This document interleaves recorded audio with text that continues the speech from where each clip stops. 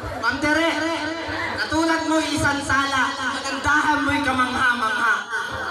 Ma'am Maiso, ikaw ay parang isang sampagita na walang kasing bangot, kasing ganda. Ma'am Laika, tanong ko lang, bakit hanggang ngayon single ka pa? Aray ko!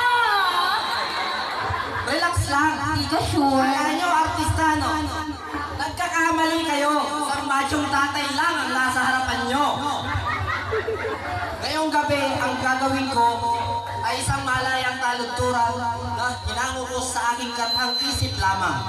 Isang tulang, nagpapabatid kung ang bakit ang mga guro'y mahalaga at kailangan. Ito po'y akin na ngayong sisimulan.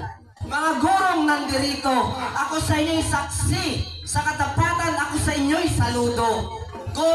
Pangarap at talento, inyong itinurot, hinubog ng gusto. Kasanayan, kaalaman, ating palakpakan. Pagkat sila ang dahilan upang pangarap nating makamtan. Kaya ngayong gabi, walang dahilan kundi tayong naririto, kundi sila'y palakpakan.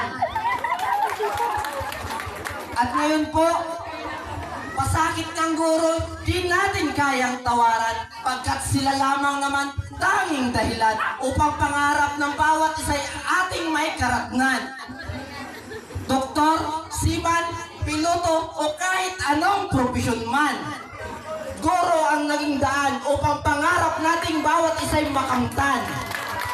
Kaya ngayong gabi, hangad ko sa bawat taong nandirito, mga guro, sana'y inyong palakpakan.